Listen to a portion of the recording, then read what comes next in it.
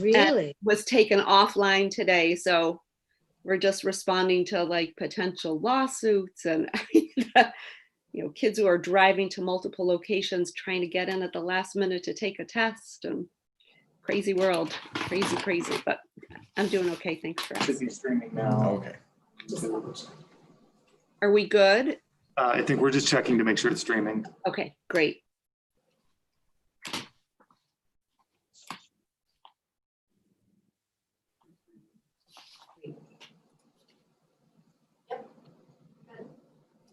Okay, we are streaming and we are recording. Okay, Deb, I'll wait for the thumbs up from you to get the meeting started. I have 4:20. Oh, there it is, 4:30. Are we okay to start? 4:30 now. Okay, I will call the meeting to order and ask everyone to stand for the pledge, please. Can we, when we do the pledge, can everybody mute themselves but Jeannie? And then Sure. Jeannie, you do the pledge? Sure. Because otherwise it comes out really choppy. Oh, sure. Okay, I just thought you wanted to see how fast I go usually. Okay, here we go. I pledge allegiance to the flag of the United States of America, to the republic for which it stands, one nation under God, indivisible, with liberty and justice for all. Thank you. Okay, so before we turn things over to Jamie, I just had something that I wanted to read. Deb, I'll send this to you in written format so that you can include it in the minutes from the meeting. So, hi, everybody. Thank you to all the folks from the public who are joining us right now. Thank you, especially to my board colleagues, for adding this meeting tonight. Thank you for the absolutely incredible team we have, our extended administrative cabinet, our union leaders and members, and the people in our community who provide and help to interpret the guidance and directives we receive.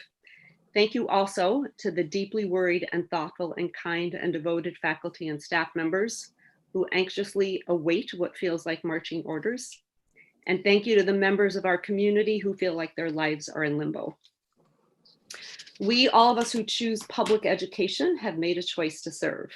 Our mission is to provide the single greatest form of access to equity that exists in the form of excellent public education, to be one community transforming lives. To that end, we know the decisions we make on individual and global levels are not always pleasing to all. I only need to mention Evans Field or Pinnacle North, or including the word love in our vision and mission statements, and we all know that there are many opinions, and that's just amongst board members. But we have also felt that we can and we do right by our students and for the greater good. Until this. The board will have a chance to discuss the opening of school plans, and by plans I mean the best possible response we can devise based on the constantly changing requirements that are often in conflict with one another depending on the source and also constantly changing. To discuss tonight the plans that have been shared in yesterday's forums. You may hear opposing opinions. You may hear frustration at ineptitude and ignorance at higher levels that have landed us here, at the defiance of the scientific process and lack of trust and expertise. You will for sure hear our immense gratitude for our people and their tireless work. All of this could make anyone angry, cranky, depressed, and downright unpleasant, and they are not. For the first time, we know that any direction we go in, whether mandated or within the narrow confines of a mandate chosen, will make at least 1/3 of people unhappy and will put them in untenable positions, where their comfort levels around exposure are burst, their children are in need of childcare, their family finances are stressed, their patience, once tenuous, now snapped. From our surveys, we know that these great disparities exist. We cannot bridge the divide and adequately meet all needs. We simply cannot. And so we're going to humbly issue a daunting request. We are asking for everyone to extend to each other the deepest degree of grace we can summon. When our administrators have worked 14-hour days to recreate the plans they just created days before because the word should got changed to must, they deserve grace. When you burst into tears because a hybrid plan neither meets the needs of your child nor your own work schedule, you deserve grace. When you are terrified to return to an environment where students don't follow the rules all the time when it's not a pandemic, but you also can't imagine not seeing your students, you deserve grace. When you feel the weight on your shoulders of the health and education and welfare of close to 4,000 Braves, as you make or carry out decisions others make, you deserve grace. And so with thanks to each and every member of our Braves family, I turn things over to Jamie. And that, ladies and gentlemen, is exactly why President of the Board, Jeannie Grimm, is in the position she's in. Jeannie, can you do that again? I forgot to push start for this meeting. No, I'm kidding. That was fantastic. I cannot add any context to that because that was so beautifully and perfectly said. But what I will add is that this has been the most challenging time for us educators, and trying to devise a plan that none of us are happy with, because really the only thing that would make us happy right now is a return to normal, where all of our staff and all of our students are back. That's what we want. But we're in a situation that simply isn't possible at the moment. And so what I'd like to do is take the board through, because I know not everybody, or I assume not everybody, was able to see the presentation last night. The presentation itself is actually fairly quick. I got through it in about 15 or 20 minutes. It was the next 2 hours of questions that made the presentation long. So what I would like to do is revisit the presentation, and then allow opportunity for the board to ask questions or have dialogue and conversation about where we are with the draft plan. And that's what I try to also emphasize over and over again, is this is a draft still. This is not done or finalized. We do need to submit plans to SED. Sorry, John Palomini disappeared, and I don't know if we should be worried about him or if it's just part of his magic act. We do need to submit plans to SED by Friday, but the plans we submit to SED on Friday, and we'll post those plans on our website, but the reality is they won't tell the community the things they want to know. It's really more of a 100,000 foot view. It's very general, the things that SED needs us to submit. What the community will want to know: if I'm a student, what does my day look like? If I'm a parent, what does my child's day look like? If I'm a staff member, what does it look like? Under the direction of Matt Schrage, Brian Nolan and Matt Fitch, they've been working really hard with our leadership team. And Matt is working really hard to create two things: kind of a visual document that explains what it looks like in just a couple pages, but then a handbook that is very detailed and in-depth, that will explain everything parents and everybody needs to know so they can make informed decisions. And so without further ado, what I'd like to do is share my screen. And so I'll do that now, and hopefully you can give me a thumbs up if you see it. Okay, I do see some thumbs, so that's a good sign. Just want to adjust my screen of view, and I'll go into present mode. And so this is the presentation that we gave twice yesterday. We're using all of the guidance documents that are on the screen. They're also on our website. This is kind of our roadmap right now. The top document is the Department of Health document that supersedes the NICEAD document. It's even in the NICEAD document that the DOH takes precedent when there's any kind of information that maybe is contrary to one another. But both are valuable. The DOH document, I think, was 23 or 24 pages. The NICEAD document was 145. They've released 2 FAQs since then. Their first FAQ is now null and void, and now their second FAQ is the one we need to reference, and it more closely aligns with the DOH. They're all on our website for anybody to access and reference. And so on July 13th, Governor Cuomo announced that if your region is in phase 4 and your daily infection rate is below 5%, you will be reopening, and that schools needed to create reopening plans and submit those. What I learned from our interim commissioner at NICEAD is none of the reopening plans that are submitted will be rejected because they are that basic. They're really a series of assurances, and basically it's on me and the district to sign off on these assurances that we're following the guidance document. We do need to post kind of those granular details on our website, and if anybody from DOH or NICEAD wanted to come and look at it and evaluate it, they could, but that's not the intent. They don't have the capacity to evaluate all the plans, to be honest with you. Our daily infection rate at last check was below 1% in our region. And then the governor did say the first week of August, he'd make an announcement whether or not schools would reopen. But if any point on a 7-day average, if your infection rate was at 9% or higher, reopening would be halted. And, you know, that sounds like really informative information.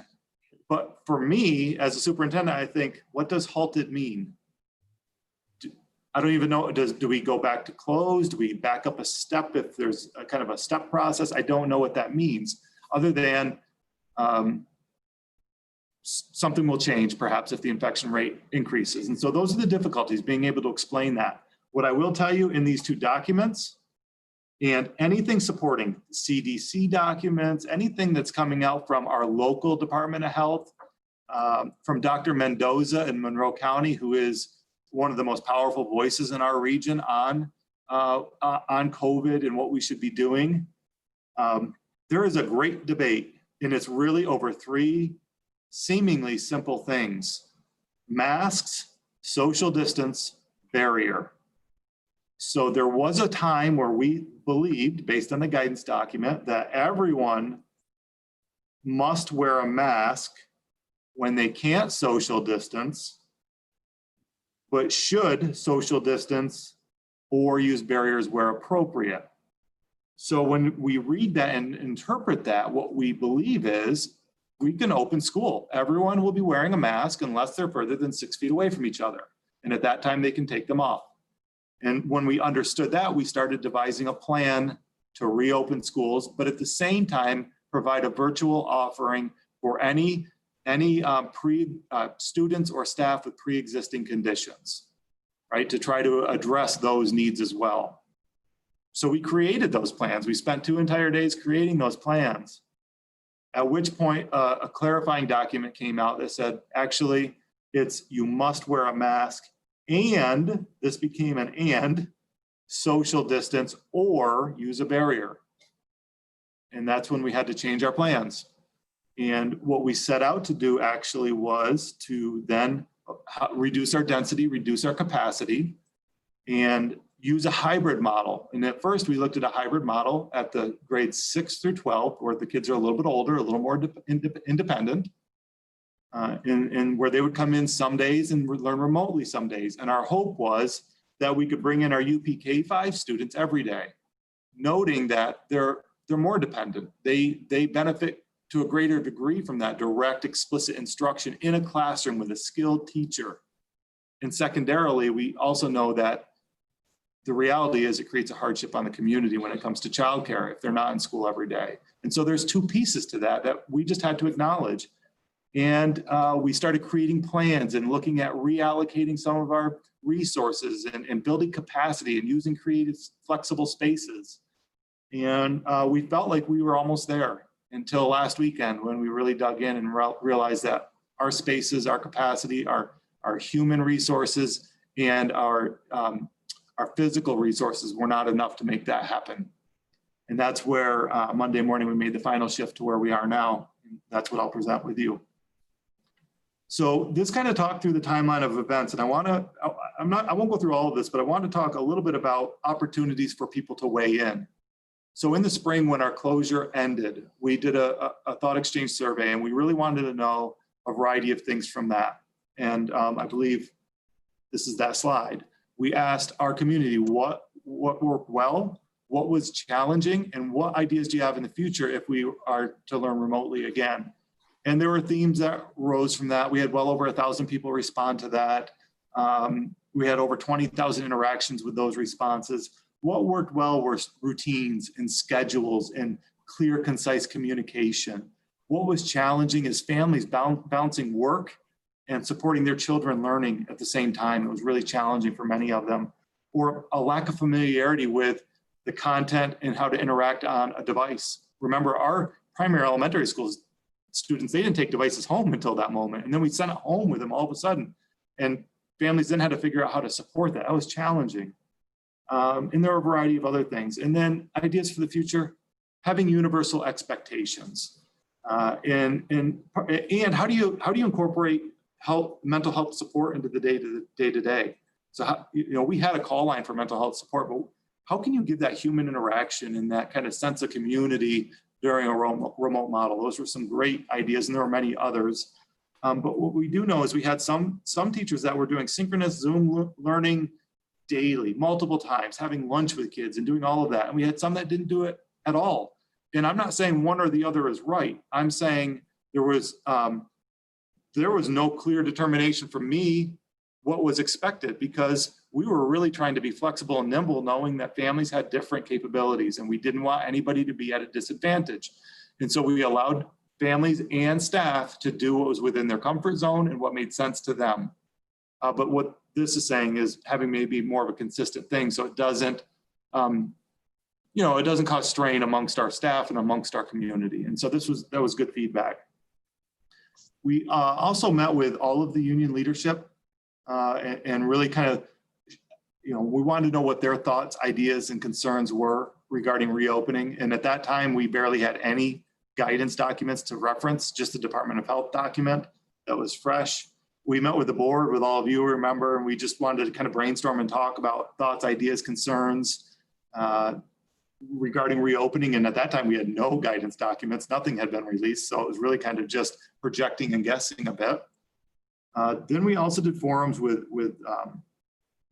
parents, with staff, with students, with community members, and we had almost 300 people join in those. I'll talk a bit about that in a bit. We had our administrative team review plans and create plans that we had to recreate and then recreate again. And then yesterday we did community forums and staff forums, and now today this board workshop. So we're trying to solicit information all over the place. We've all had hundreds and hundreds of people provide feedback. We do need to submit those plans on Friday, and they will be generic and general, but they will suffice for what the state's looking for, and then we will build the more granular information later on. And the governor, like I said, first week of August will make the determination. Who knows? He may come out in August and say, you know what, folks, looking at the trend nationally, we are staying completely remote for the first month. I mean, he could do that. And so the plan I present to you and where I think we are may not be actual. The governor could have a say above that. And we'll know next week, I hope, at some point. So I mentioned the thought exchange feedback. And again, this was the community forums. It was fun. We had, for example, nearly 100 parents, and we were all Zooming where we could see each other like this. And it was really neat. And then we did breakout rooms. And so they all facilitated different breakout rooms, and we had note takers in each room and just opened it up to dialogue. It was fun. And then we gave them a Google survey. So if they weren't able to provide information that they wanted to because they didn't have time or didn't have the platform, they could fill out the Google survey, and we collected and collated that as well. But that was a lot of fun. This presentation is on our website, and if you just go here and click on the link, you'll see the 8 pages of notes if you want to check that out. We did a parent survey last week, and it was fairly general. To be honest, I didn't want to get into the weeds because I don't want to ask questions that really can't help direct us a bit, or that I can't deliver on. But we were required to ask questions about technology and access to technology and how people access technology. I suppose the irony in that is, if we're submitting a survey through the internet, the folks without technology may not be able to answer the survey. But what it did do is it told us we had 2,700 students representative of the 3,500 students, and we know who they are. And so now we can reach out to the other families in different formats and try to figure out what their needs are as well. But based on that 2,700, we had about 14 families that did not have any internet access. And then we had to find out why. Is it a cost issue? Is it you just don't have reception where you are, things like that? And then we had 16 that use their mobile data hotspot. And so that would lead me to believe they probably have limited internet access because data isn't unlimited typically. And we know who those families are, and we'll be prepared to support them. So that was helpful. Also, we asked people, if you were given the choice between in-person return, between remote learning, completely remote or virtual, or hybrid, a little bit of both, where would you prefer to be? I really wish it was weighted really heavily in one of those categories, and it wasn't. And what I shared in the forum yesterday is, isn't that neat though? Isn't that what makes society interesting, is many people have different viewpoints on the same topic, and they're polar opposite viewpoints on the same topic. And that's okay. No one's right or no one's wrong. There is no right answer here, but it's our job to try to cater to that. And we are working hard to try to cater to that. And so 44%, the most wanted in person, but it wasn't even half. 34% wanted hybrid and 21% wanted complete remote or virtual.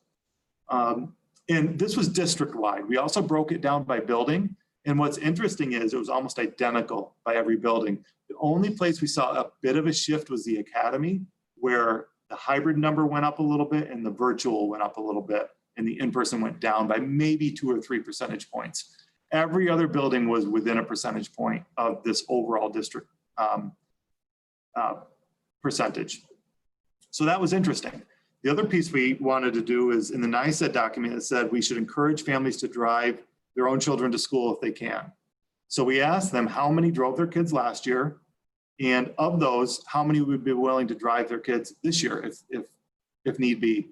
And almost 60% said they would drive their kids if need be this year to help the congestion on the buses. Wow, fantastic, right? Except if you've ever dropped your kid off at school under normal circumstances, you know how crowded it already is. Add double that. And so although it's a blessing when it comes to helping the congestion and density on the bus, now we need to figure out how to do it safely at each building every morning. And what that may mean is staggered assigned drop-off time and pickup times. And it may have a little bit of an impact on the school day by 5 to 10 to 15 minutes. That could happen. We still need to work through those logistics and see. I mentioned earlier to the board before the board meeting started that we have new guidance coming out today, that I learned of new guidance today. So there is one other great debate, and it's not just about masks, distancing, and barriers. It's also about busing. So that's the fourth, the great debate. And we are getting different advice depending on who you call. And the advice ranges from you can have no more than 8 or 9 students on a bus to you can have as many students on the bus as you want as long as we're wearing masks. That's the range. We have a county that borders us that's being told 8 to 9 is the max, and they are firm. Fortunately, that's not our county. We do believe in our county that what we are able to do is put students from the same household in the same seat together. Everybody has to wear a mask, and then one person in every other seat to the best of our ability. We may need more than one person in a seat. Based on this data, based on our bus fill in the past, we should be okay with 1 per seat plus same household families in a seat together, everyone wearing a mask. But we may need to make exceptions to that where necessary on some of our bigger bus runs. I do believe we'll be getting Department of Health guidance coming out anytime now saying just what I said, same family in a seat with masks, 1 person in every other seat with masks. That could create a problem for us. And we'll have to cross that bridge when it comes. The other piece that could create a problem is there are instances where kids can be given an exception that they don't need to wear a mask. Maybe they have sensory issues or anxiety issues. They would have to have a medical note stating that they can't tolerate a mask, and we would have to make accommodations for them. What we intend to do is do leveled accommodations. So the first accommodation may be that instead of a mask, they go to a shield. It's better than nothing. It's not a mask, but it's better than nothing. But if they can't wear the shield, then they would be allowed to not wear a mask, and we would have to keep 6 feet between them and everybody else. And so that concept of 1 per seat wouldn't work in that situation. We would have to reverse load and reverse unload and front unload. But the person without a mask, we'd have to do it in such a manner that they're in a seat and there's nobody in the seat diagonal to them or across from them in either direction. And so that would take up 3 whole rows, and that becomes problematic for spacing and for the number of kids we can have on a bus. So these are things we have to tackle. But we know that family, in an overwhelming way, they're willing to help and support, and that's pretty special. Candidate with Teachers Association did their own survey and then provided those results to me. And so this was some of the takeaways from their survey. And it should be noted that they had, and it's probably more now, this was as of yesterday, 245 responses from their unit membership. They asked them on a scale of 1 being not comfortable to 5 being comfortable. How do you feel about reopening and coming back to work? If you look at 3 through 5, it's about 63%. I just did the math quickly in my head. 63% that feel fairly comfortable. And I guess you could argue the level 3s could fall on either side of this scale, but over half feel fairly comfortable coming back, and then the rest not so much. So that was important to know. But they thought there were really 3 takeaways from the survey, because they also could offer comments, and I was able to see all of that as well. And these were the themes from the comments. One was that everyone's required to wear a mask. And that is something we're willing to say, yes, everyone's required to wear a mask. What I will tell you is there are schools in our region and across the state that are saying, once you're in a classroom and you're in your desk and it's 6 feet apart, you may then take your mask off. There are some schools allowing that.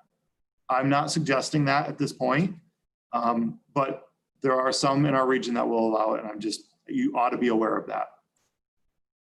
Maintain 6 feet of distancing. There are exceptions to the 6 feet of distancing. So when there are integral activities within a school day, so for example, passing time in the hallway, you don't have to maintain 6 feet of distancing, but you do have to maintain masks there as well. Riding an elevator, areas of congregation, you think about a lunch line or an atrium or a vestibule. Now, we will put measures in place to not make it so crowded, but it would be nearly impossible to keep everyone 6 feet away from each other. And there is leniency in the guidance documents that allow for that. And people seem to really understand that. Classes at 50% capacity. So if a classroom could hold up to 30, what this is saying, 15 or less. So looking at our capacity, and basically what we'll be presenting today would be certainly 50% capacity. Transportation with 6 feet of distance and masks. Like I said, this was a little bit of a disparity in that if we did 6 feet of distance and masks, we could only put 8 to 9 kids on every bus, and that would be impossible. And so we believe the guidance will allow for more flexibility, and we talked that through with the CTA leadership. Dedicated staff for virtual learning and remote learning. We do believe in an ideal world that would happen, but we also know that this probably won't be an ideal world, and we will make every best effort to make that happen. So what it could look like is I'm a 3rd grade teacher and I have 20 students that are my virtual class, and I teach them virtually, and that's my entire job. Or I could be a biology teacher and I teach 3 classes in person and I teach 2 remote. But it wouldn't be in addition to their already full load, is what we are going to work towards and figure out how to make happen. But let me just be clear, that is not going to be easy, especially because what we believe we'll be offering is choice by semester. That mid-year, we're going to have to reshuffle folks. And then the last one is, sorry, that blocks, my screen blocks sometimes, sufficient supply of PPE, face masks, and things like that. Brian, I don't know if you have it in front of you, but do you have the rundown of what we have on order right now, just so the board can hear this? I don't have it in front of me. I can, from memory, I'll give you a few of them. We have 96,000 regular disposable masks, 4,000 masks that have a clear, clear section over the mouth. I think it was 1,000 face shields, 30,000 gloves. I don't remember the number of gowns. 3,000 comes to mind, but I'm not sure the number of gowns. So pretty intense, and it's really based off calculations that Department of Health and NICET has given us. Size of your building, the size of your staff, times the number of days, and what might be necessary and needed. We have N95 masks for nurses, or any paraprofessional that might be assisting with toileting needs of students, gowns, gloves, shields. We have the standard shield. We have the True Hero shield that Jen kind of tipped us off about. We have a lot of those on order that are really kind of the best of the best. And so trying to get these things is one thing, putting the order together is one thing, getting them is the other, because there's such a high demand for them, but we do have orders in for all of that. And so this was the CTA information. So here's where we are. This again is draft, and I'll break it down, but essentially, if you can see my cursor, there's a, well, this is a center line that's not in the center because one side needed way more detail than the other. But what we hope to do is provide families two options.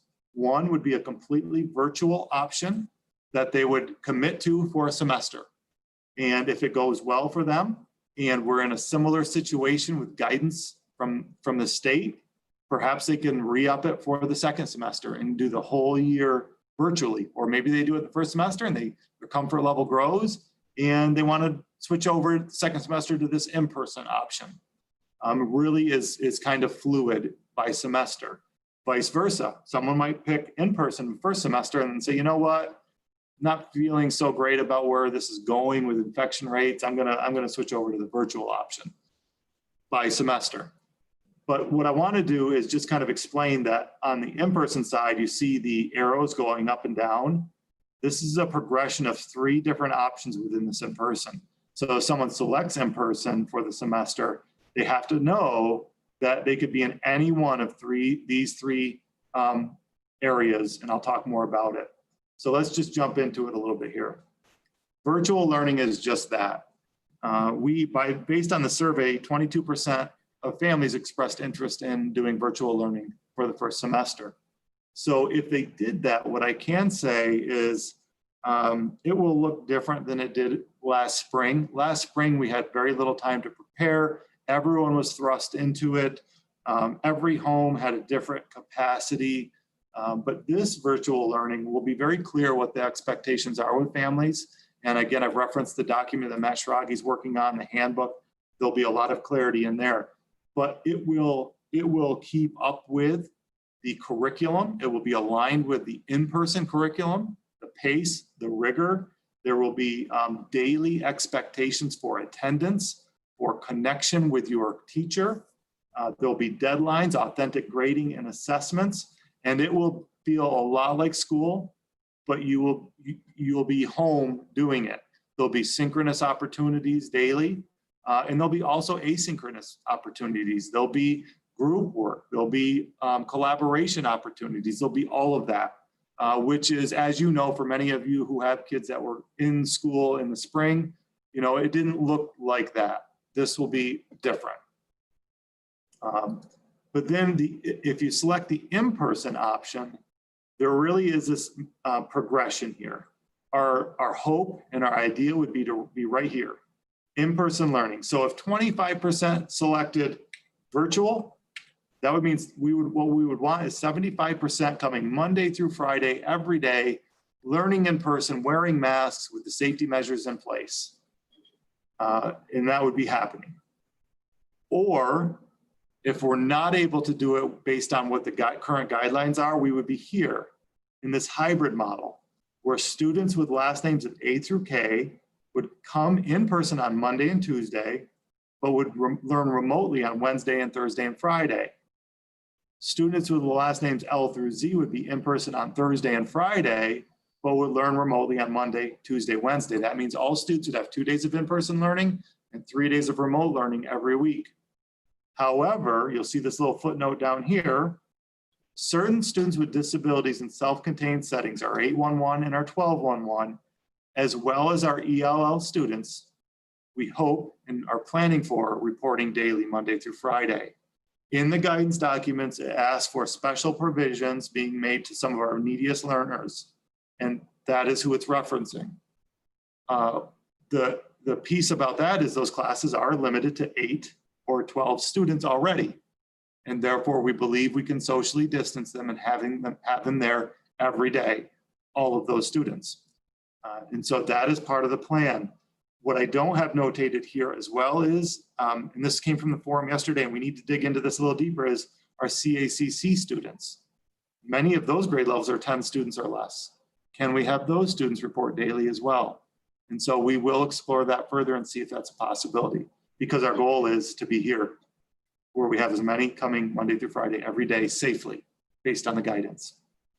And then the last one is if the infection rates continue to rise, the governor steps in and shuts us down again, this group would shift to all remote learning. Monday through Friday. But what I need to point out is this remote learning for those who select in-person and progress down to here cannot and will not look the same as this virtual learning option. The families who select this virtual learning option are clearly saying, I have capacity and the ability to support synchronous learning daily with my students, with my child. The folks down here may not have that capacity. So that's not to say they're not covering the same curriculum. It just needs to be done in a much more flexible manner because the capacity of these families probably won't match the capacity of these families. So the other thing I wanted to mention for the in-person learner, we do have to do health screenings every day for staff. And we have to do temperature and occasional health screening for students. But what we plan to do is temperature and health screenings every day for students and staff, no matter what.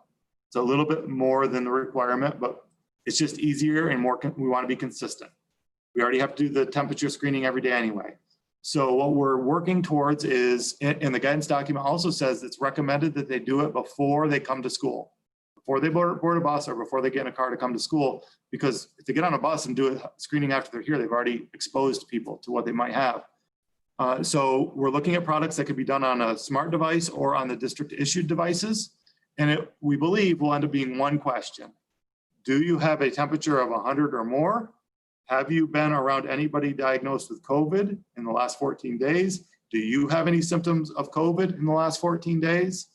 Or do you, have you traveled to any of the restricted states? I believe that was it, right, Brian? Is there any other I'm missing? It would be kind of all lumped together in one large question. If they answer yes, stay home and we'll be in touch soon, that day. If the answer is no, come to school. To be transparent, a lot of people in the forum, staff and families said, you know, with that model, we have to trust people to be honest. We do. To that, I would say we don't have the capacity to screen them all here every day. We have a lot of students, a lot of staff. The guidance document recommends before they come, so there's nobody's inadvertently exposed. And if we took the temperature, what's to say a staff member or parent wouldn't give their child ibuprofen so that before they get there, their temperature is knocked down? That could happen too. And so there is a little bit of that whole, we have to have faith in each other that we're going to do the right thing and keep each other safe. What we do have to do is continually teach around if you have symptoms or have any of these items I just named, stay home. We have to continually and explicitly teach that and have posters all around. And we have to teach hand hygiene, how to properly wear a face mask all the time. We have to teach it over and over again. And so, you know, that will be our duty as well. So now what? Like I said, we're creating this graphic that people can really learn at a quick glance what this looks like, plus a more in-depth handbook. We hope to have it done at the end of the week. When I first talked to Matt, I told him early next week, and he said, yeah, there's no way. Early next week would be best case scenario. In true Matt Schrage fashion, he had most of it done last night, the same day I asked him about it, and then is almost completely done today with it. Really has taken it seriously and knocked it out and done a great job. And so that's really come along well. But once we have that, we'll share that with the families. And then early next week, we'll ask them to make their commitment. Do you want the in-person or virtual? Because we have a lot of work to do. We have to budget more money for counselors to come in and hope they're willing to come in, which I'm being told that they are. We have to reschedule a lot of people and get ready for this new balance of resources. Then Brian Nolan is putting together and working closely with our legal representation, really, because we want to make sure we do this right and appropriately. A survey to staff, and if they have pre-existing conditions that match the CDC guideline for pre-existing conditions, they can make requests for accommodations, and we will do our very best to accommodate. I don't know that we'll be able to accommodate perfectly, but we will do our very best and give those staff members what, be explicit. These are what your options are, and work closely with them to try to help. Like I said, recreating schedules and communication. To Julianne's point earlier, we believed all along from the moment we shut down, we made a lot of decisions, but the one probably I'm most proud of is we valued communication, clear communication, consistent, predictable, and dependable communication. Still to this day, when I send something to the community, I do it at 3 p.m. because that's what we did every day over the closure, and that's what people became accustomed to. And I just think people value that. And so be on the lookout for it, and we will communicate relentlessly. And this was what I shared last night, and I really do apologize about all the emails you've received today through Talk to the Board. That was not intentional, although no, it wasn't intentional. Most of them anyway. So. A lot of them were forwarded on to me, so not a problem.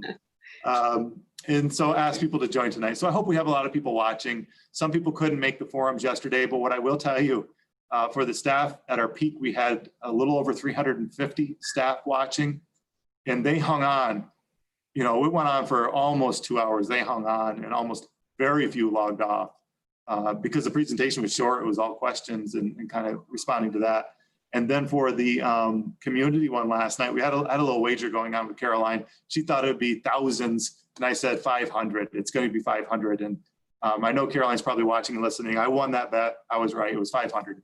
But they hung on for the longest time, and that was really great. And so, you know, it was good. I thought we reached a lot of people, and hopefully a lot of people are watching right now, and hopefully we're reaching more.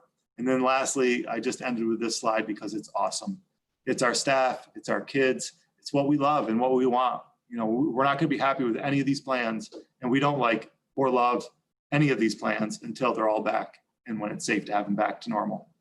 And so with that, I'll stop talking and open it up to all of you to react, discuss, and question. And I'll stop sharing. Thank you. Questions or comments? All right, it's been fun, everybody. Have a great night. We'll talk. Yeah. Michelle. Just had to unmute myself. As we know, with the community and our staff members, that daycare is really one of the biggest challenges. It's one of the biggest stressors that we have for our employees at C&B. I know it is a huge stressor for our families. Do we have any referral sources that we can communicate out to families to help support that? Great question. So on Friday of this last week, talk about meeting with people. I met with Justine from the YMCA and Sharon from CCDP to talk about just this. I kind of gave them a snapshot of what I felt like we'd be presenting, and be honest with you, at that point, I thought we would have all of our younger learners here every day. But we have had some email communication since, and what our hope is that we could partner and even provide perhaps, for example, Chromebook carts and increase their capacity so that when families are working, their kids go to the childcare at the YMCA and they can support instruction during the day, and we can help and communicate with them and do that. And then when families come home, it's not an added stressor during this difficult time. They were very receptive to that concept.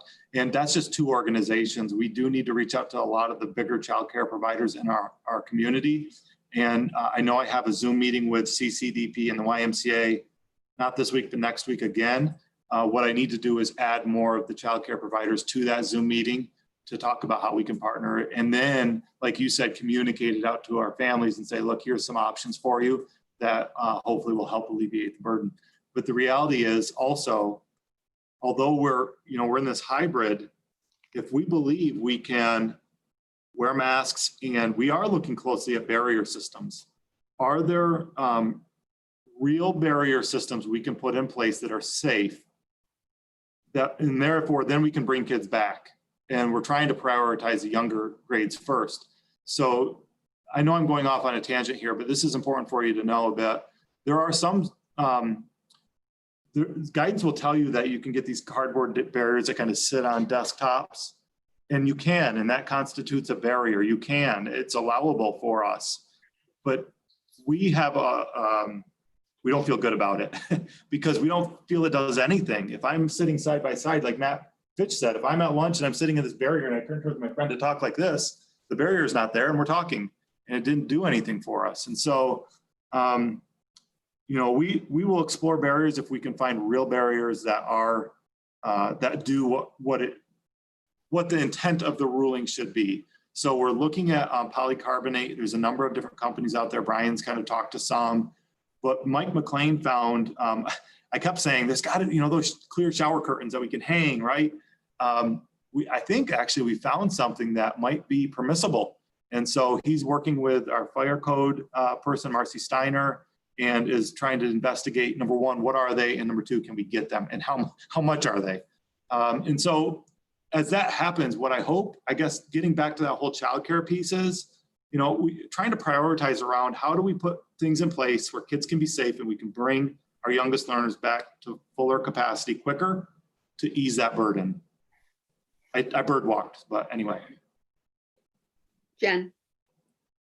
So Jamie, very admittedly, I do not run a K-12 classroom. I run older students at a university, but there are options out there for barriers, and I'd be very happy to talk about our sources for those. I'd like to say that the barriers you may need may be shorter, but it's also protecting people like me. So I'm not really sure that that's true, but happy to work with you on that. I do have some other questions, Jeannie, if Go. you want me to go. Okay.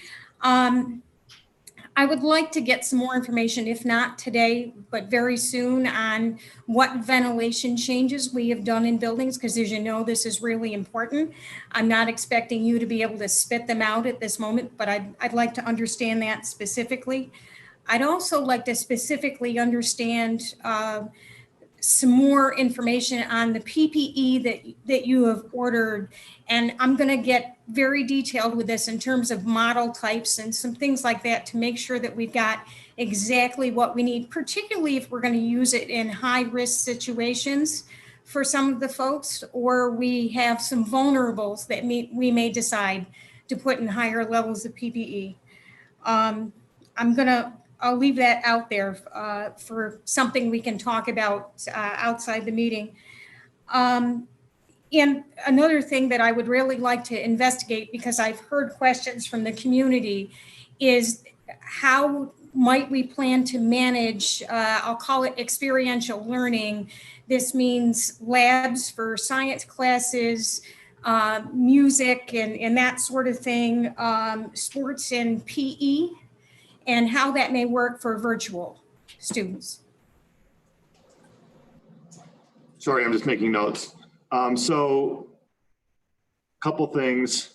I think the barriers, ventilation, and PPE, not that I'm passing the buck, but Brian, that's Brian Nolan's area, and Mike McLean. I know Brian, do you want to talk to any of that right now, or do you want to connect with Jen later? Totally up to you. I could speak to a few of the things as well. Sure, I can speak to the, in terms of the ventilation, we did go through and change all the filters. We've increased the outdoor or the outside air percentage from 26% outside air in the ventilation to 40% outside air in the ventilation. We still have not made a determination on, there's a recommended filter to put in. The issue is that we don't believe we'll be able to run our system with those filters because of how much it restricts the airflow. So I don't believe we're going to be able to move to that level of filter. That's not set yet though. In terms of the PPE, the one thing we're working through are the N95 masks. Mike is working with Lorraine Ryan, our head nurse, on getting a few different models, having people try them on because they should be fitted. And so we're working through that process right now with our nurses. We'll then have to do that with our because there's other positions in the district that are going to need those N95s, some being monitors, some being some of our teachers' aides. So, we'll work through that process the same way with them. So we can certainly take this offline, Brian, but some of the ventilation issues run around, is it heat pump? Is it boiler? How is the air served? How big is the space? How many you have in the space? Is it a MERV filter? I'm going to go engineer geek on you. I'd like to have those specifics. In terms of N95s and the face shields, there are different models of N95s, and there is differences in the 134 regs on whether you allow someone voluntarily to wear an N95 or whether you require them by position or action to wear an N95, and how the training and the fitting and all of that also happens. And if Rochester General hadn't stolen my fit testing equipment, we could take care of this problem pretty easily. I'll see if I can steal it back. We actually, Marcy Steiner, who Jamie mentioned, has that, and she's going to come in and help us with it. Okay, I would love to get some specifics offline, because the PPE, the air, the barriers are all part of something called hierarchy of controls in safety engineering. So they all have to coordinate together. And I love the idea that we want to educate our students to the best of our ability, but we also have to create the environment that leaves them as safe as possible. Staff, students, faculty. Ryan, would it make sense for you, Mike McLean, and Jen to connect via phone or Zoom? Yep, makes sense. Okay, thanks. And the other question about experiential learning, I don't know if Matt Schragi wants to talk a little bit about, but what I would just say is, you know, you mentioned things like PE, music, labs, art. You will not be surprised one bit to know that many of those teachers have already put together proposals that are quite detailed and lengthy. They've been thinking about it quite a bit. And so, Matt, I don't know if you want to reference anything or. Yeah, I can reference a little bit of everything on all three of those areas. So sitting at the top of my inbox right now is a conference request form from our curriculum area lead teacher, Amy Allen, who's going to be attending a couple of different professional learning opportunities in relationship to distance learning and trying to help strengthen that. But even with labs, we do have some flexibility with the requirements for those. Well, of course, for anything that's in person, have to give some consideration to using gloves and shared equipment and things of that nature. And even how we're grouping students is one piece, but we do have flexibility in relationship to labs being virtual as opposed to just being hands-on, and those labs meeting minutes requirements for some of our Regents courses. Music, Greg Kane was already well on top of thinking about a variety of different scenarios across each one of the buildings and for different forms of music. So whether we're talking about choral or instrumental, and giving some recommendations from the buildings, he's been a great partner and advocate for his department, but has also generated a very comprehensive list of ideas and recommendations for us to consider, in addition to things like having to maintain the 12 feet of social distancing for some of the courses and ensembles. In relationship to PE, it's a similar piece. Again, the 12 feet of social distancing is something we're going to have to problem solve around. I've had conversations with Beth Aparo about curriculum implications, and she's already collaborated, I believe, with some of the Monroe County districts as well about curriculum and different opportunities for how can we still engage students in physical activity, whether it is in person, virtual, or remote, so that we're meeting all of those requirements as well. So we've got a lot in the hopper in terms of ideas and collaboration and learning around this. Now that we have more of a solidified understanding about what our model is going to look like, next steps are trying to provide opportunities for teachers across grade levels and content areas in August to take a look at curriculum, prioritize standards, especially giving consideration of things that maybe they weren't able to get to as in depth in the spring, and what are the implications for this year. On top of that, as I have done the last couple of years, trying to bring all of our lead teachers together also later in August to try to help give them a little bit of time, even just a single day, to wrap their head around some of these things so that they can support their teams adequately.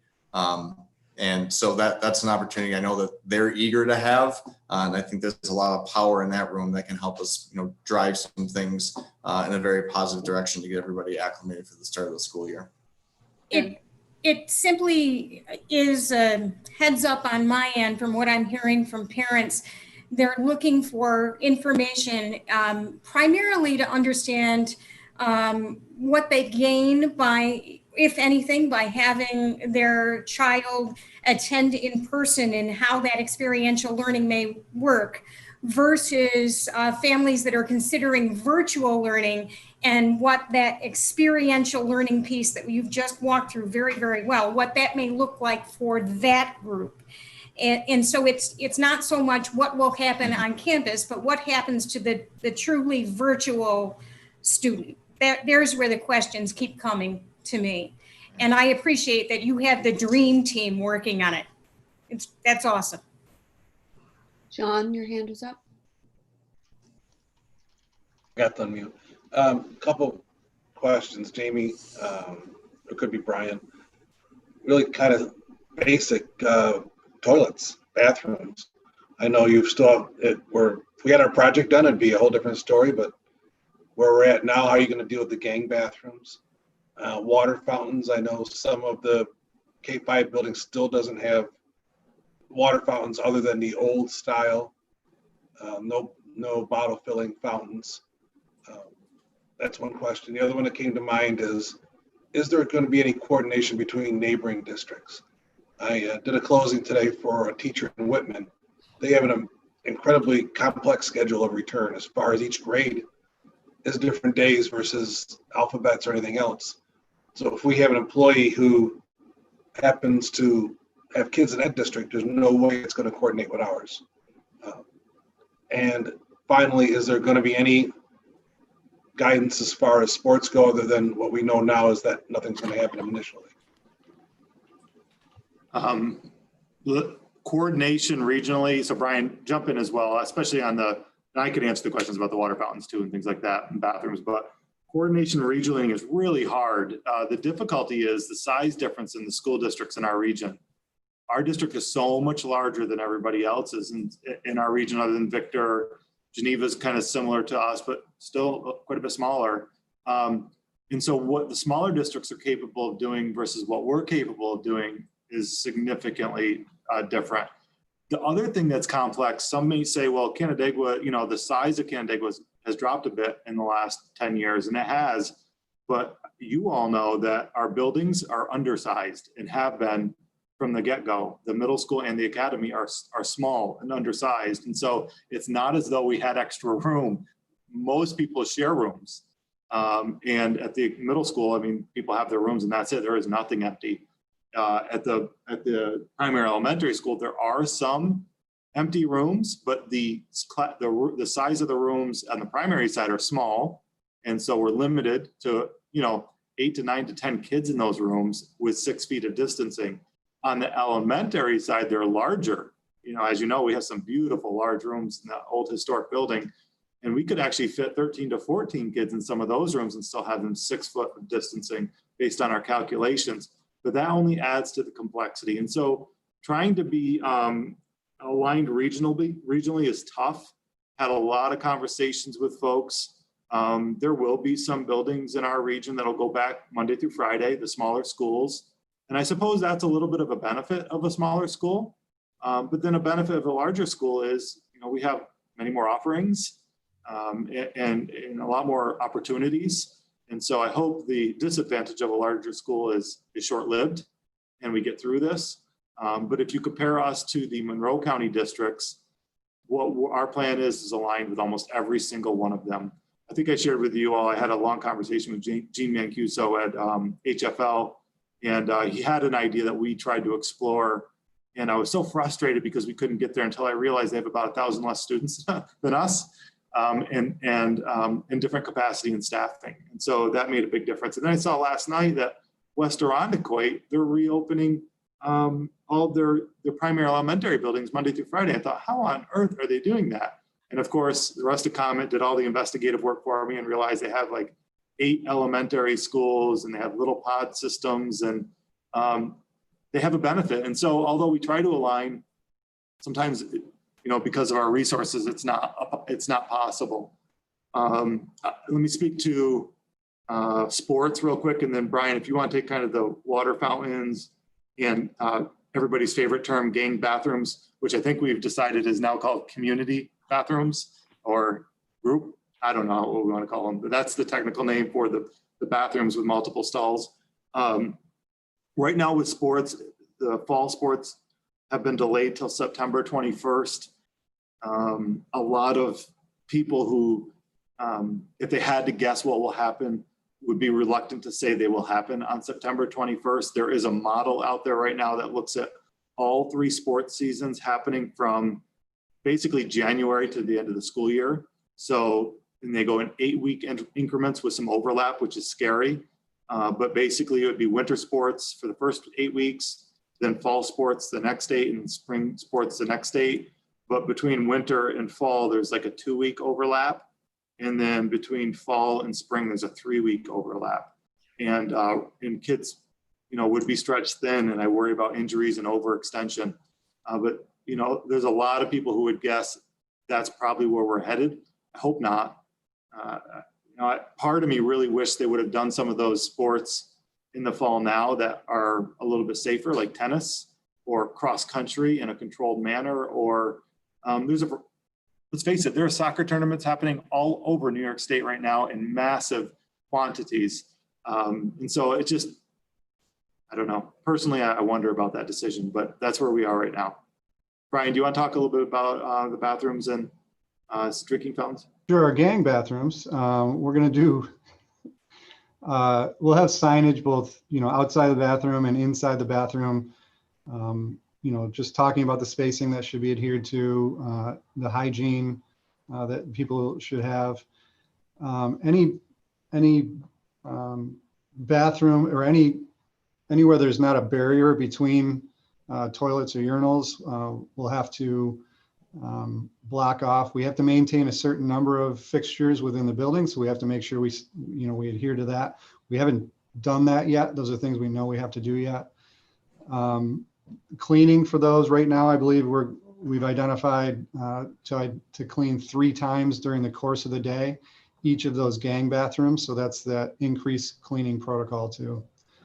With the fountains, what we've talked about is we've actually disabled the fountain portion of it, and any of them that have the water bottle fillers will remain in use. So far, the discussion has been to have access to individual water bottles. That may change between now and September, but that's what we've talked about so far. One big question, Brian. I know it's probably a superintendent decision, but who decides which urinal gets blocked? Yeah, Jamie's going to tell us. Jamie's in charge. Okay, these kind of decisions probably keep you up at night, whether it's the left, right, middle. Yeah. Yes, the important stuff. Yes. Thank you, Brian and Jamie. What other questions do people have? Cheryl. Milton, I've got you next. I'm sorry, you were off my screen. I apologize. And then Megan. So the handbook that you talk about, Jamie, what's included in that? Is that what is in the NYSED document that's the protocols for different things, or are those 2 different documents? Hey, Matt Schrage, do you have it up on your screen right now? I'm sorry, Cheryl cut out of it. Which document are we? The handbook. The handbook? Okay. I don't have it up. I can. Hang on, I might be able to find it real quick. What kinds of things are in it? So basically, the gist of it is really trying to help outline expectations for any level of opening. So if we were to talk about what are expectations for virtual learning and what can students and staff expect, a full reopening, what can students and staff expect, same thing for the hybrid model. So it kind of gets more into the granular detail, the different roles and responsibilities, what people can expect. So this is by far not even close to being done. But as Jamie's pulling it up, if he's kind of scrolling through, and maybe the table of contents is a good place just to kind of hang because everything's still in process. It's a lot of these different pieces about what and linking resources for people to be able to access. So it's an overview of what, say, virtual learning would look like. If you're in this option, what can teachers expect? What can students and families expect? And then for each one of the pieces on that larger visual, if school is fully reopened, what can folks expect? Same thing for the hybrid model, same thing if the buildings are physically closed. Now, that last section is the one that's the most developed because that's the one we spent the last 15 weeks or so of the school year trying to work through. But each section essentially gives an overview, and we're trying to generate a variety of graphics to be able to help articulate what this actually looks like. So it's still very much a work in progress, and a lot of the nitty-gritty details are still to be worked out. But these are some of the pieces and information that we're hoping that the handbook provides to everyone. So it's basically about the academics and how it's going to look.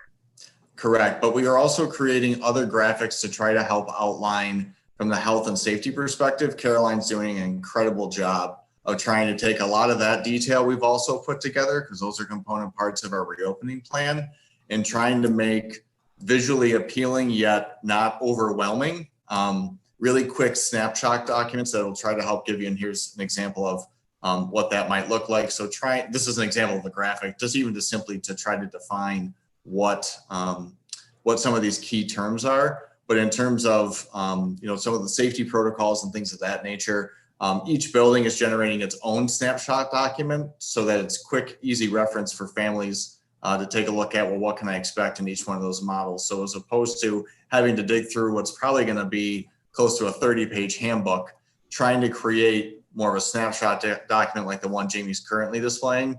Again, still a work in progress, but we are hoping to pare this down a little bit and add some more graphics and visuals to it, just so that people have a quick reference guide for what to expect before coming to school, while at school, and then also perhaps learning from home, whether it's virtual or remote. Did that answer your question, Chair, or were you? It did. I wondered if you were specifically asking if it would be in people's hands before they had to commit to what they wanted. That's also a good question too. Will people be able to see it first? Because it might help them make a decision. And if they're working on it, and yes, yeah. Yep. Yeah, I think that's the urgency, so the urgency behind trying to get all these documents to be in the best place possible so families can make an informed decision is absolutely our goal. But time is essentially our enemy right now. So, but we're working hard to try to get that accomplished so that families can have that information as quickly as possible.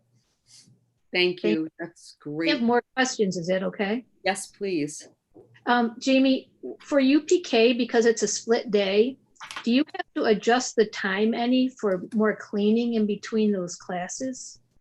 We may need to a little bit.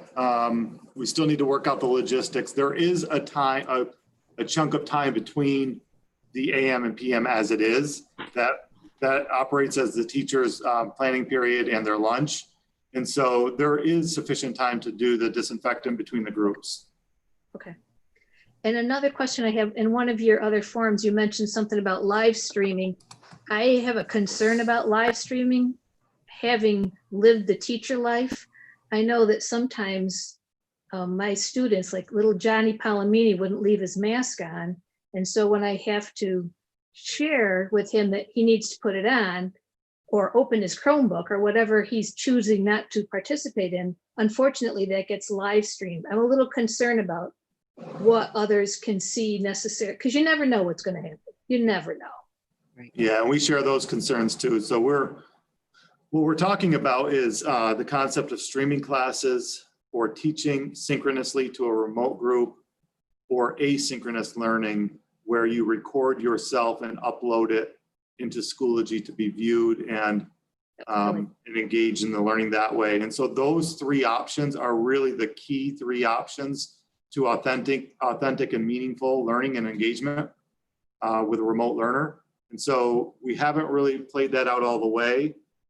I will tell you there are a number of districts that are doing the streaming, and we have actually talked to legal counsel about privacy laws and just basically exactly what you mentioned, as well as teacher evaluation, staff evaluation, and how that could violate that as well. And so those are all things we need to navigate, but I do know with certainty, we will have a number of staff members that will want to stream.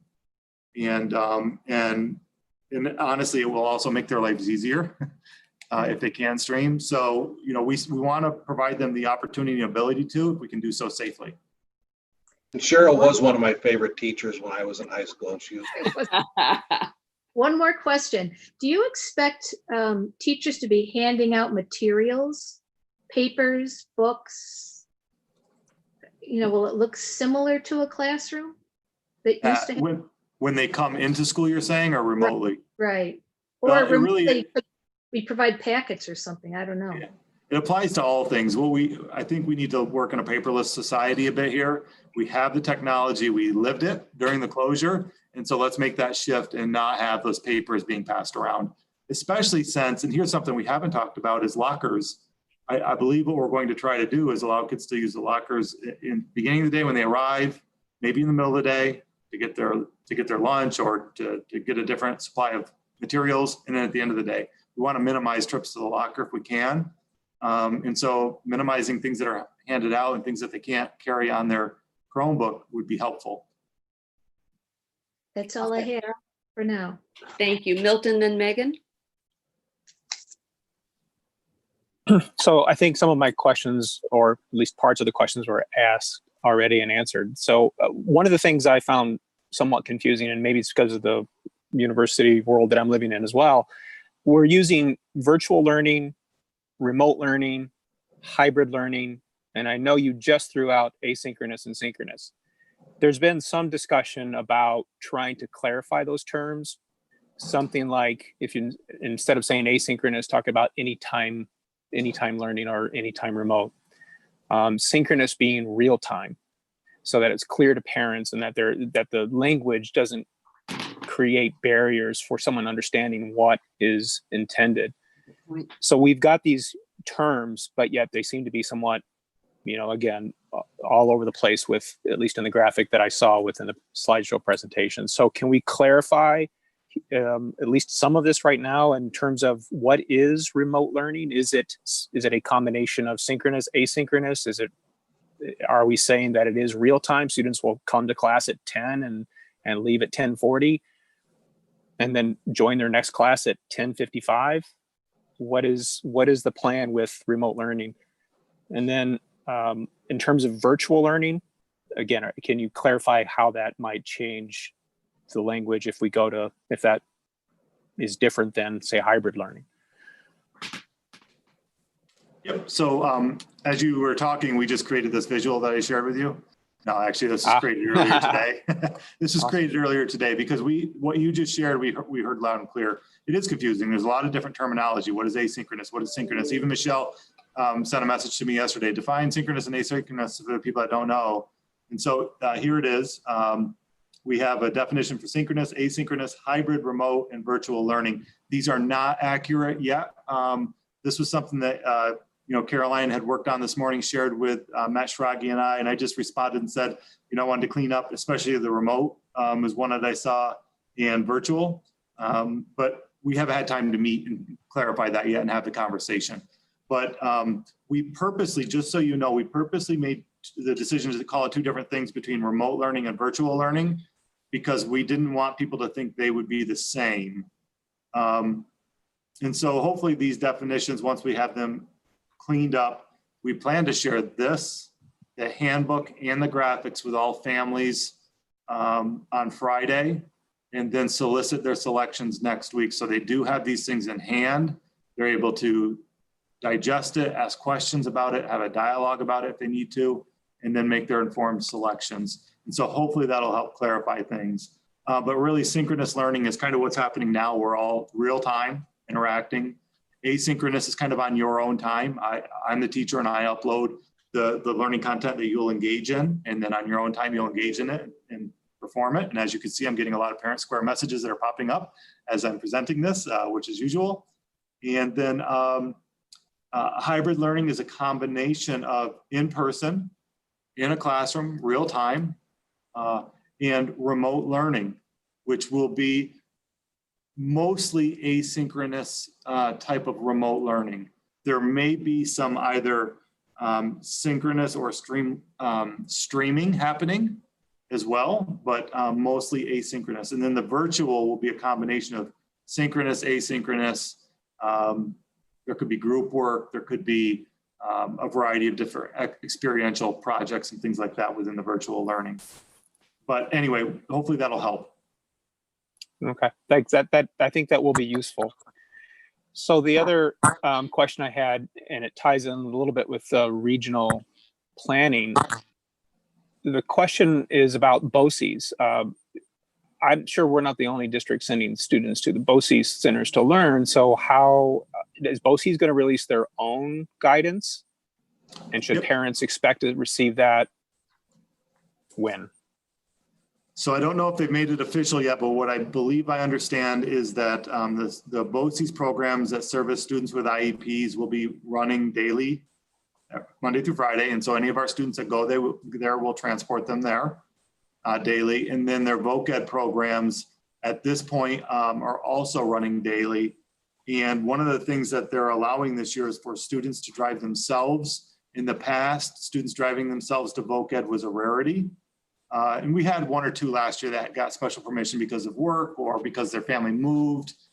Maybe let's say to Geneva and it made no sense for them to drive past it to Canandaigua and then get on a bus. And so things like that. But this year they're going to, I believe, allow students to drive if the district and families sign off on it to help some of the density on the busing, which would be helpful.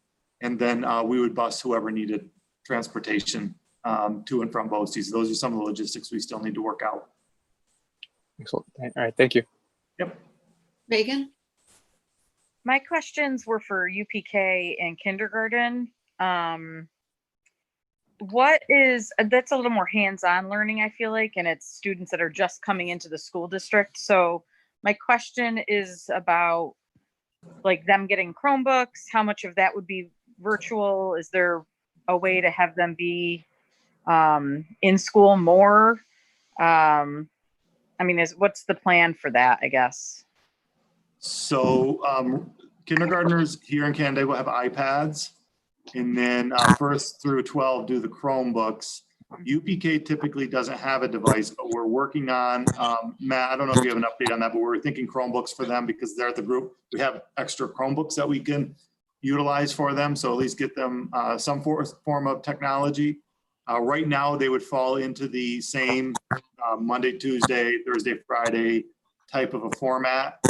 We do need to do some logistical pieces with it all still and kind of continue to work with the primary school staff. We would love to have them in more frequently, but it will boil down to capacity. Can we have them there and can we do the distancing as well? What I will tell you, and part of the confusion that still exists, and there is still different interpretations on this, you have to wear a mask and be social distance or barrier except for a core activity. And within the guidance document, it defines core activity as moving from place to place, moving equipment, riding an elevator in a congregation area, and instruction. And we want to know what instruction is. And so do you mean if a kid doesn't understand, you have to move in closer to provide clarity? Is that instruction or is that just in the classroom? Mm-hmm. You're all set. What we do know when we ask questions of the New York State Department of Health, their response is, read the document, everything you need is there. And so they're not willing to interpret that language, and we're not willing to take liberties on that language that could create liabilities for our community. And so there will be times indeed where staff are less than 6 feet from students, or students are less than 6 feet from one another. They're kids, we're humans. Naturally, we're compassionate, we show empathy. If a child's tearful, there's no way a teacher is going to say, I can't come and console you, I need to stay 6 feet away. They will console the child, and that's just our human nature. And so there'll certainly be times where kids are interacting, staff are interacting, but they will have their face masks on, and we will do our very best to keep people 6 feet apart as much as possible. Okay. I don't know if I answered all of your questions. Yeah, it was just kind of, they're coming into the school system brand new. So, this is going to be really different for them, and to get them used to what school typically looks like isn't going to happen for them. So, I just didn't know if there was any discussion about support for them and things like that. Yeah, it'll be books, the iPads and all that. So the first few weeks, I don't know that there'll be much academic happening. And I think Matt Schrage said this before. In September, it'll be 6 months since anybody's been in the building. We'll have to do a lot of SEL support for staff and students, building community, building relationships, going over expectations for devices and how to use them remotely. And we'll spend a couple of weeks really just kind of going over some of the basics and reacclimation before we really dive into the academics. And, it's interesting. I've gone back and forth on that too for UPK and K. How are we going to acclimate them to what is typically, well, they don't know any different either. So this may be their normal right now anyway. They're some of the most malleable learners that we have, right? Mm-hmm. That is true. Yep. What other questions? Julianne? So thinking about the people who opt for the hybrid model, who are participating in in-person learning, but whether we're talking about students or teachers, I would have to imagine that the rates of sick days and absenteeism are not going to be exactly what they've been in the past. And I'm wondering if, I assume we're thinking through plans of how to deal with that, both from students in terms of what our attendance expectations are versus Department of Health guidelines, and also for teachers who may need to be out quarantining, caring for a family member, how we're thinking through what that would look like. And my other question is, in terms of the difference between virtual learning and remote learning, if we end up in a situation where the governor has closed schools for what looks to be a significant period of time, are we thinking that those would continue, say for the rest of the semester? Again, depending on timing, there's a lot we don't know, as two different tracks, or at some point would we consider the option to merge those possibilities if it looks like we're going to be in that situation for a while? Okay, so I'm going to answer some of this, and I'm going to have Brian answer some of this. Just wanted to make one piece of clarity. And, this is a piece of confusion, and I know what you meant by it, but some people are confused by this. So you mentioned if somebody selects the hybrid model, and this is a small clarification, but what they're selecting is the in-person model. And it could be in-person, hybrid, or remote based on what our capacity is and the guidelines are saying. Or they're picking virtual. So a piece of your question is, if the governor closes this and moves the in-person group down to remote because of illness rates for an extended period of time, will this remote ever shift to virtual? What I will tell you is both of these processes need to cover the same amount of content, but they need to do it in a little different fashion. The remote down here will likely do it in a much more asynchronous manner, where kids and families engage in the learning on their own time, and it's much more flexible. Because perhaps, as I said, with this model, there'll be a lot of synchronous streaming and real-time teaching happening, and families who sign up for that, they know that expectation up front, and they are clearly saying, I have the capacity to support that at home. Whereas the people who picked in-person, they may not have had the capacity to support that at home. And we don't want to create inequality and inequities around access to instruction. And so they will cover the same amount of content. It will likely just be done, like I said, asynchronously. However, in the guidance document, no matter where we are, it's clear that we have to have daily check-ins with students and do daily attendance, whether they're in person or virtual. And so one of the things that will happen here is there will be some means to determine daily check-ins. And we don't know, that's not a piece we don't have clarity around. What is a daily check-in? Is it we can see on the device that the student engaged in work and completed work? Is that a daily check-in? Or do I literally have to see them and talk to them? Or is it an email? We don't know that yet. The other piece about attendance, Brian, do you want to talk about staff and student attendance and the COVID designation and quarantining and all of that a bit? Well, I think we're going to solve that. Jeannie mentioned that all the board members are going to sub this year, so that's going to help. Oh, perfect. Volunteer sub, right? Because they can't get paid for it, so it's perfect. It's really perfect. I see a lot of this, though. I don't know.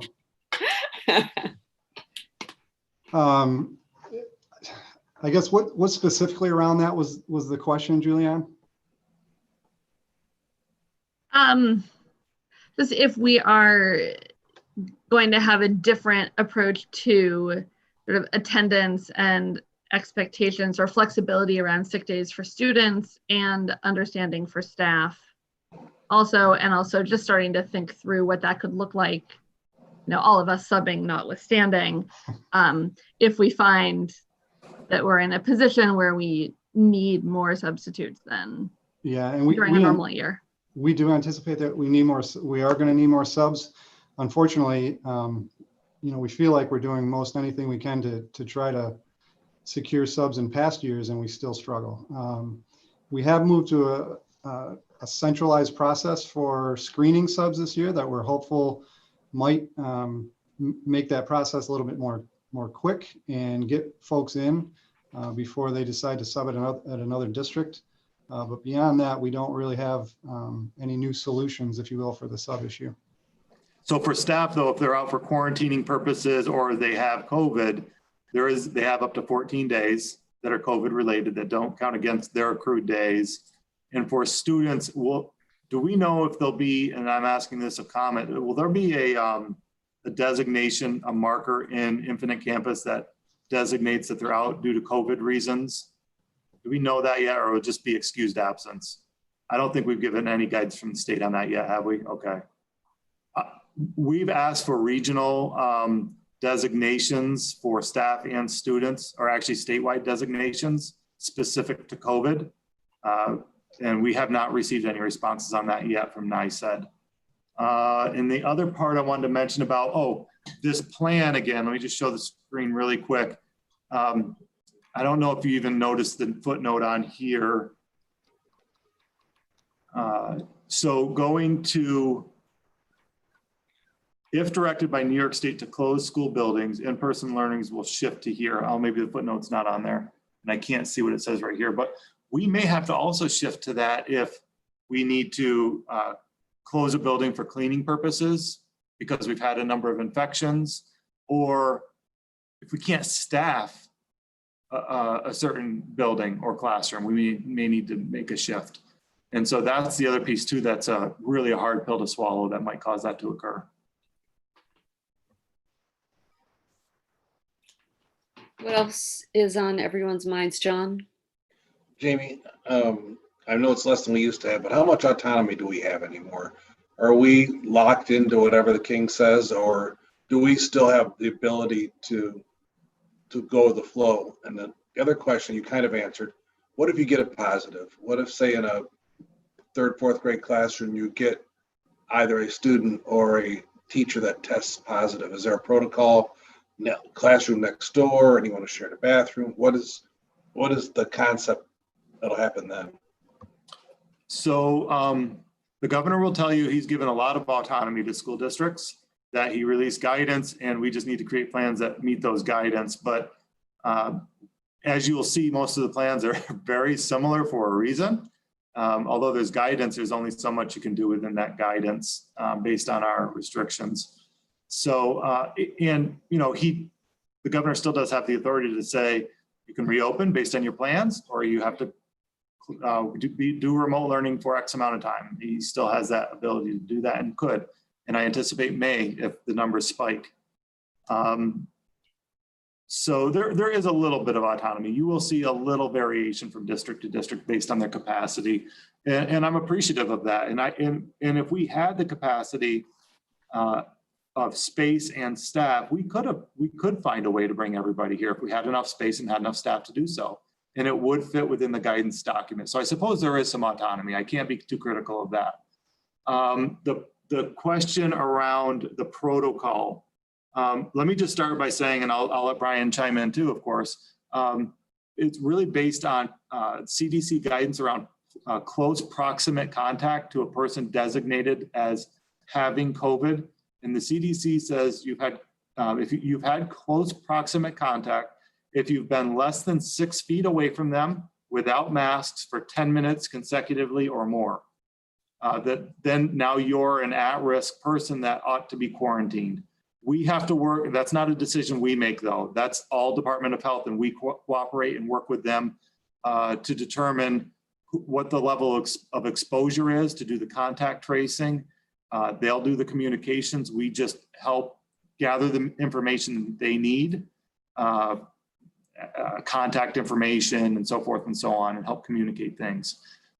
Cleaning protocol, Brian, please correct me if I'm wrong, but I believe what we discussed doing, and we do have some options of how we want to clean, but is that we would vacate a space for 24 hours, then clean, then return.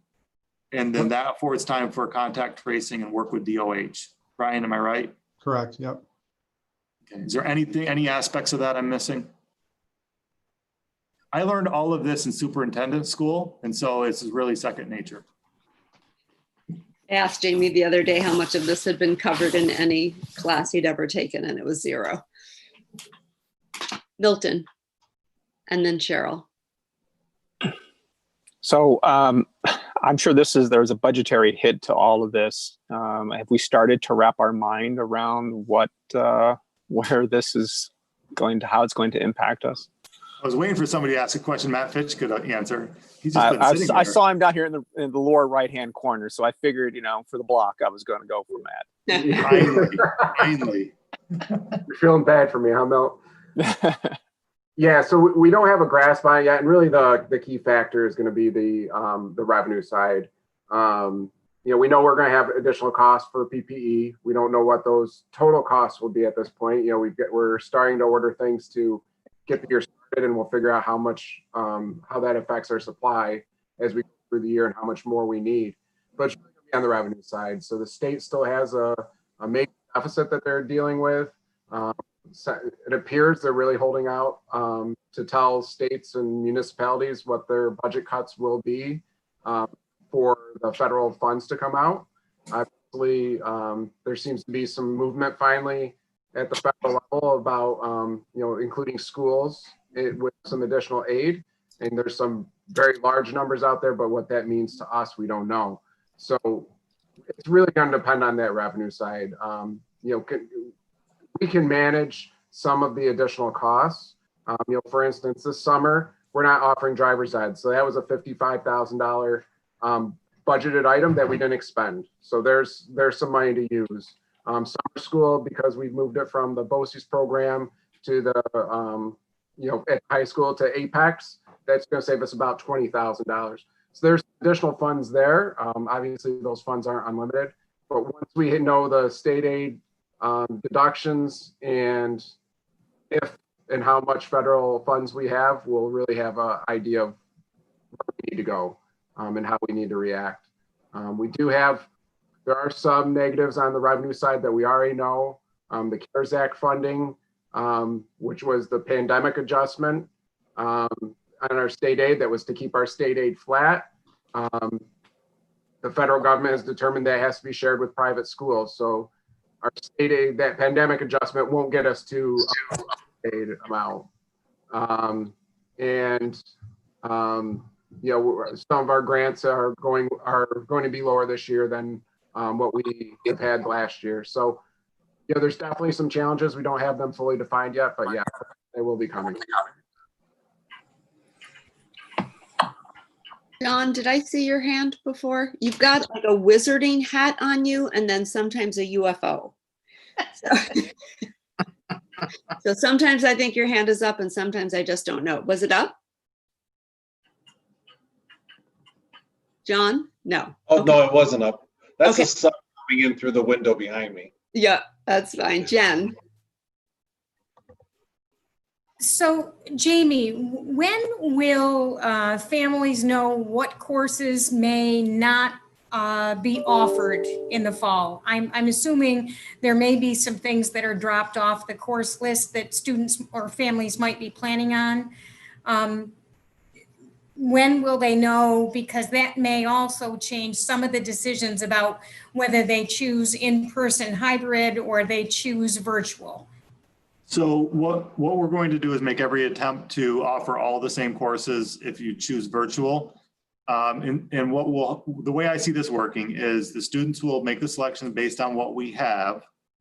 We will create the schedules and then share the schedules back. And if it has an impact and now they can't get some of the classes they were hoping for, they'll know it before the school actually starts and they can make a further decision and say, you know what, I think I'm going to come to in-person because I wanted to get AP Bio and I'm not able to, or whatever it may be, but we can't really project that until we have the numbers and can start redistributing. And we know it will create a situation where people make a decision and then are forced with maybe a secondary level decision based on the capacity we have to offer all of the classes that we might be able to offer. Cheryl? John's question about cleaning reminded me, I noticed in the NYSID document, it said when you enter a building or a classroom, you have to wash your hands or sanitize. So when the kids get off the bus and they enter the building, they all have to wash their hands. And then when the high school and they switch classrooms also? We've installed misters in every doorway. When they walk through, it's just going to spritz them all. Perfect. Yeah. Brian, you unmuted yourself. Go ahead.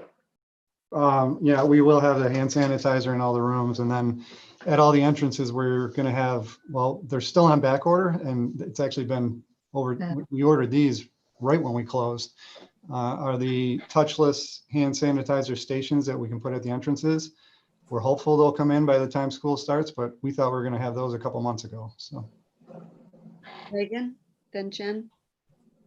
My question piggybacks on that with visitor policy / like the parents when they're picking up the children, especially the little ones when they're all in the cafeteria and all that.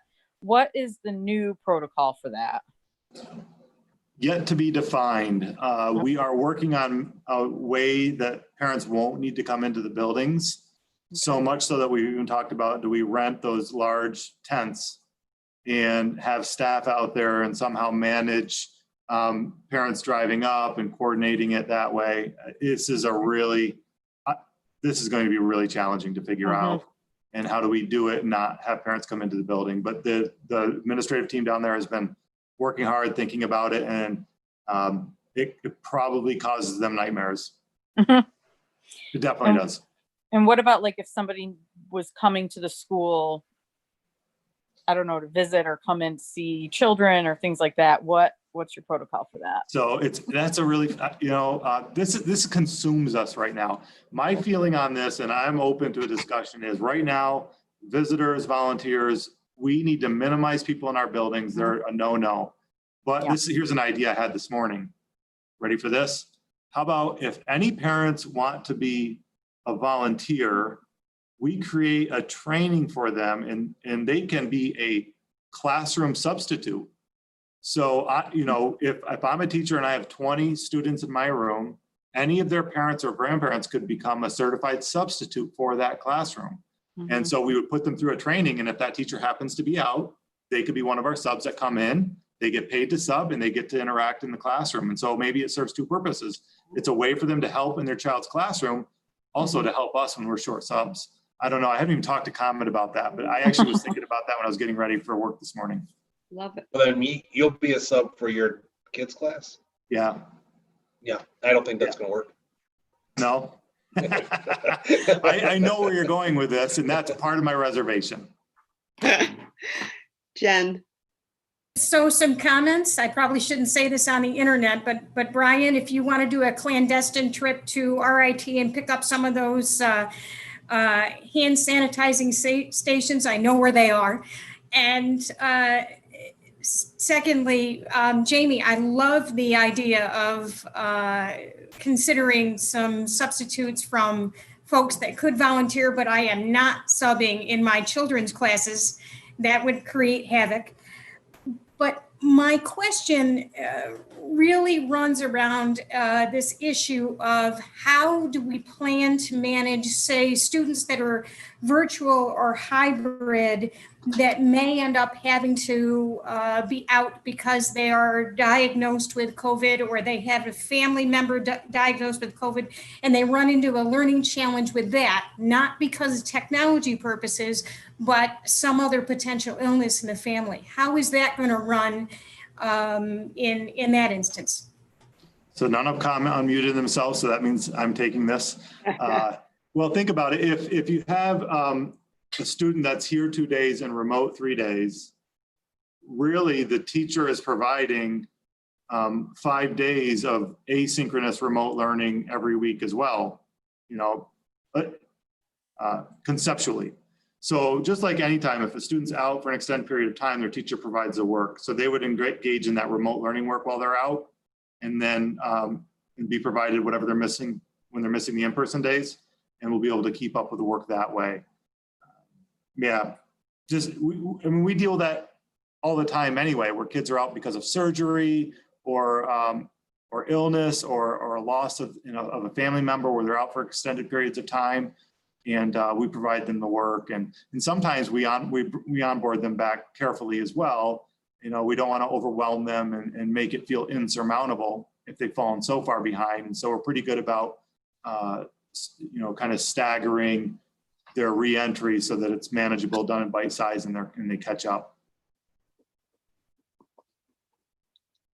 Other questions? I mean, I suspect that the questions could go on forever and ever. I'm quite certain that many of them that you think of as soon as we leave this meeting will be handled in the guidebook that's coming out. And certainly leaving this meeting doesn't mean you still can't ask your questions. So, you know, thoughtfully thinking about how much time everybody has and the time pressure they're under, you may not get your answer immediately, but please continue to ask your questions so that we can continue to be ambassadors for the district to the public. Any sort of last comments, Jamie, Matt, Brian, Matt? They didn't unmute themselves again. They're good at this. And I call them out by name too. I and know. do it. They just all, they looked down and shook their head no. It's a classic move. The only thing I'll end with is I'm really proud of our team. You know, and when I say our team, I mean our administrative team, our board, our staff, and I'm proud of our community. Just so during the forum yesterday, really talking about difficult topics, and I was so touched by the number of families who said, how do I purchase internet for a family in need? And then other people said, how can I help? How can I pay for this or this? And I got choked up because that's what people in Canandaigua seem to do, is they step up for their neighbors and for one another. And so really proud and hoping that this moment in time will be in our rear view in the near future, and we'll look back at it and maybe laugh a little bit, but ultimately be stronger as a result and closer as a result. And then the last thing I want to leave you with is, as you know, our commencement was pretty interesting and fun. We promised to do a video compilation to make it feel like an actual commencement. And we've had a lot of people working incredibly hard on that. It will be debuted this Thursday at 7 p.m. on our YouTube channel. I've watched a draft. It is awesome. It is so amazing. All of our student speakers, yours truly, Jeannie Grimm, as a speaker, just all the normal speakers, the Wilcox Award, the way it's put together is just, it's beautiful. It's 42 minutes long. And so it's not that hard to watch. It goes fast. You see student performers doing pomp and circumstance. In case you forgot what that sounds like, you'll get to hear it again. And then the anthem, our students perform the anthem, our seniors, and just pictures and images from that entire day. It's fabulous. Please check it out. Like I said, we're debuting it, but it will then also be left up on YouTube indefinitely for anybody to watch anytime. But we thought it'd be fun to debut it, kind of like we did with Mamma Mia, where we had some watch parties and all these people tuned in at the same time. And so if you're around, check it out. It'll definitely make you feel good, especially Michelle with the senior. And Sophie has a speech in it too. So she did amazing as usual. Nice. Well, great. Thank you very much, everybody. An extended thank you to anybody who's with us that we can't see. And I will now ask for motions to adjourn, please. Michelle and Jen, thank you very much. Good night, everybody.